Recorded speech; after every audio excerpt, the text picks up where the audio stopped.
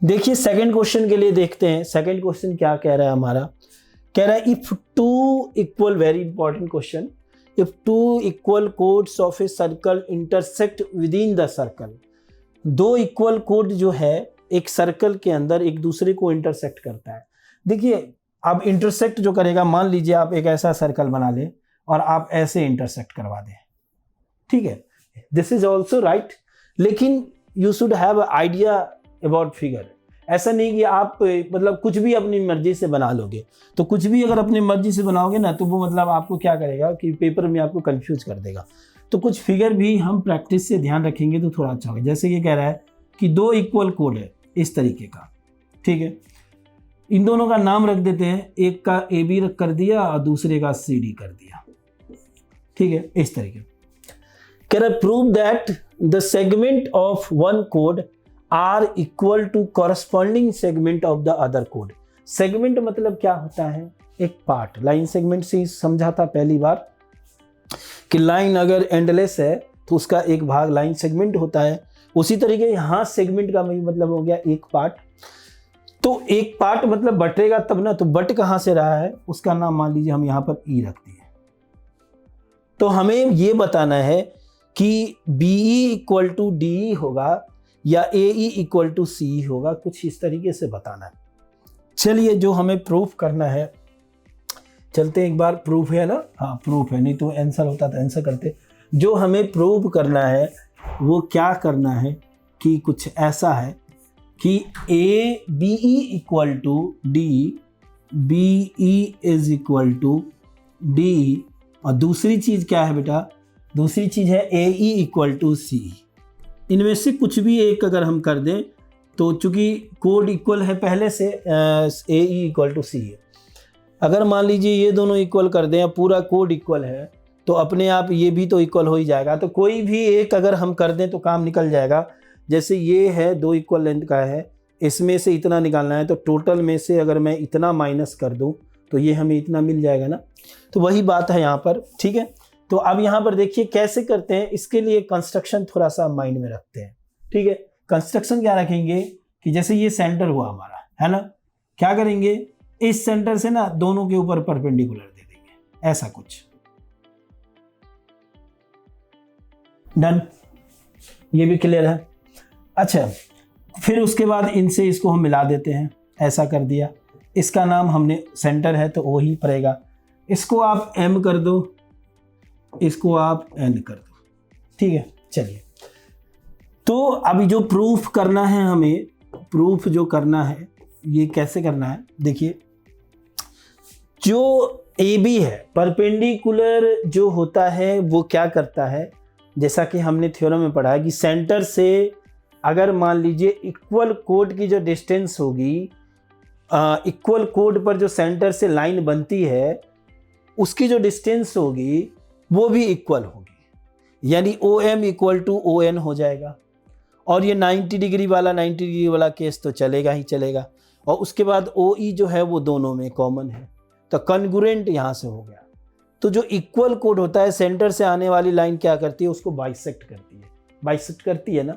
चलिए जैसे हम लिख सकते हैं, देखिए ऐसे क्या लिख सकते हैं हम, A M equal to M B लिख सकते हैं, और दूसरा क्या लिख सकते हैं, D N equal to N C लिख सकते हैं, D N equal to N C लिख सकते हैं। क्यों, रीजन क्या है, बाय थ्योरम, बाय थ्योरम भी लिख दीजिए या पूरी कहानी आप जो है उस चीज का लिख सकते हैं बच्चों।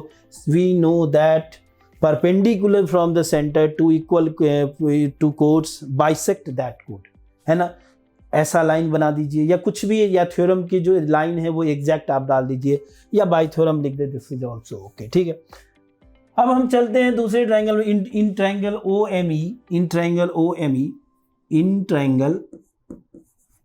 Triangle O M E, and दूसरा कौन सा ट्रायंगल है बच्चों, ओ एन ई। कौन सा ट्रायंगल है, ट्रायंगल ओ एन ई, ठीक है।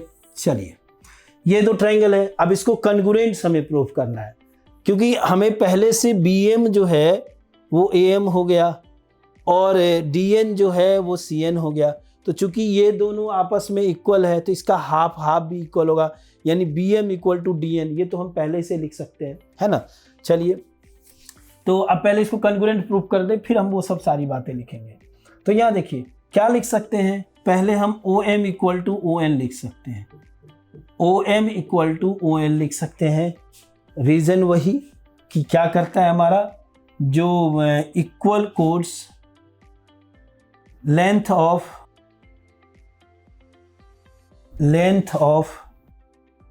क्या हो जाएगा OM, लेंथ ऑफ OM क्या होगा and ON will be equal to equal code. ठीक है, मतलब इक्वल कोड पे अगर हम कुछ ऐसा परपेंडिकुलर डालेंगे, लेंथ ऑफ परपेंडिकुलर, तो वो क्या करेगा कि ये जो उनकी सेंटर से जो डिस्टेंस होगी वो दोनों की इक्वल हो जाएगी। ठीक है, अब दूसरी चीज़ें हम क्या लिख सकते हैं, OME इक्वल टू ONE, ये दोनों इक्वल होंगे। क्यों इक्वल होंगे, दोनों 90 डिग्री है। ठीक है, तीसरी चीज़ क्या है, OE इक्वल टू OE, ये कॉमन होगा। क्या होगा, दोनों में कॉमन होगा। तो क्या क्या चीज़ें हमने लिया है, ये लिया है, साइड लिया है, राइट एंगल लिया है, साइड लिया, यानी RHS ले लिया। क्या ले लिया, ये तो H ही बोलेंगे ना इसको, RHS ले लिया है। तो फ्रॉम RHS क्या हो गया, RHS की मदद से क्या हो जाएगा, OME जो है वो कन्गुरेंट हो जाएगा ONE के। किसके कन्गुरेंट हो गया, ONE के। और जैसे ही कन्गुरेंट हो गया तो फिर इसका एक पार्ट जो ME और EN है वो इक्वल हो जाएगा। यही पर्पस है ना, ये जो पार्ट है ये इक्वल हो जाएगा। तो हम यहाँ क्या लिख सकते हैं, ME इक्वल टू क्या था हमारा सेकेंड पार्ट, EN। ठीक है, EN। और रीजन क्या है इसके पीछे बच्चों, बाय CPCT, क्या है हमारा CPCT की वजह से ऐसा हो गया। ठीक है, तो जब अब ये चीज हो गया, अब थोड़ा इसको ध्यान से देखिए, हमने ये पार्ट कर दिया। तो एबव में क्या लिखा है हमने, AM MB DN NC। चलिए, AM MB बाय थ्योरम जो ऊपर लिखा था, AM MB DN NC। तो यहां हम क्या लिख सकते हैं, MB इक्वल टू DN लिख सकते हैं, MB इक्वल टू DN हम लिख सकते हैं। और लिखने के पीछे रीजन क्या है, since AB equal to CD है। समझ में आई बात। अब दोनों तरफ अगर देखिए, चूंकि इक्वल चीजों से हम इक्वल चीज माइनस कर सकते हैं, बात वहीं पे जाके रुकती है, इक्वल चीजों से हम इक्वल चीजें माइनस कर सकते हैं। तो जो हमने ME ये निकाला, ये और ये इक्वल है, और दोनों से कन्गुरेंट प्रूव करके हमने ये और ये इक्वल दिखाया है। तो इतना में से इतना माइनस हो गया तो BE मिल गया, और इतना में से इतना माइनस मिल गया तो DE मिल गया। सही बात है ना। तो हम क्या करेंगे, इसको फर्स्ट इक्वेशन मानेंगे, इसको सेकंड मानेंगे। मान लीजिए ऐसा लिख करके समझ में आ जाए, subtract equation first from second से अगर हम फर्स्ट को माइनस करें, यानी हम MB से अगर हम ME माइनस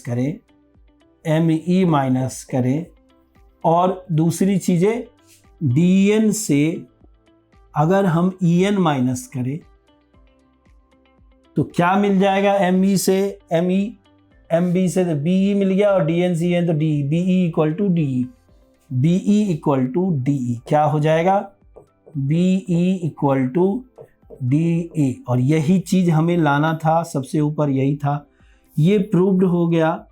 अच्छा, एक और चीज़ था, हमने बताया था कि वो हो जाएगा तो वो तो हो ही जाएगा। A C equal to C, A E equal to C, ये हम सिमिलरली लिख सकते हैं ए ई इक्वल टू सी।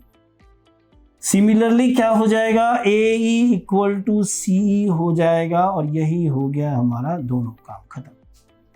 समझ में आ रही बात, क्लियर है? तो चीज़ें आप देख रहे हैं कि कैसे, मतलब बेसिकली आपको एकदम सिर्फ और सिर्फ फिगर के ऊपर जो चीज़ समझाया जा रहा है वहीं पर चीज़ें जाके रुकती है। जितने अच्छे तरीके से आप इसको समझ लोगे, क्वेश्चन इतना इजी लगेगा। और अगर आप सिर्फ इसके रूपरेखा को देखोगे, इसके फॉर्मेट को देखोगे, तो क्वेश्चन आपको डरा सकता है, परेशान कर सकता है।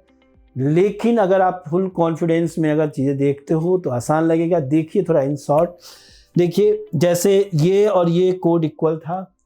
क्वेश्चन ये था कि एक सर्कल के अंदर दो इक्वल कोड है, जैसे ए बी और सी डी, उनका इंटरसेक्ट करता है तो उनका सेगमेंट जो होगा वो इक्वल होगा, मतलब उनका टुकड़े का भाग जो होगा वो इक्वल होगा।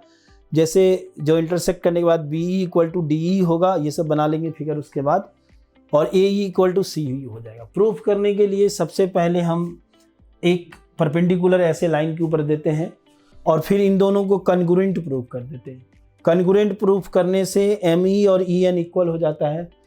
तो चूंकि ए बी का हाफ एम बी था और सी डी का हाफ एन डी था, चूंकि ए बी और सी डी इक्वल है, तो हम चैप्टर 5 से हम जानते हैं कि उसका कोई दो लाइन अगर इक्वल है तो उसका आधा भी इक्वल होगा, यानी उसका हाफ भी इक्वल होगा। तो एम बी और डी एन भी इक्वल होगा, और फिर इन दो इक्वल चीज़ों से फिर एम ई और ई एन इक्वल चीज़ें माइनस करते हैं तो बी ई और डी ई मिलता है। सिमिलरली ए ई और सी ई हो जाएगा। यही चीज़ें हैं, आसान सी चीज़ें हैं, ठीक है। बाकी तो लिखने का काम है। देखिए लैंग्वेज चेंजेस करके आप अपने हिसाब से कुछ भी लिख सकते हैं, है ना। चलिए।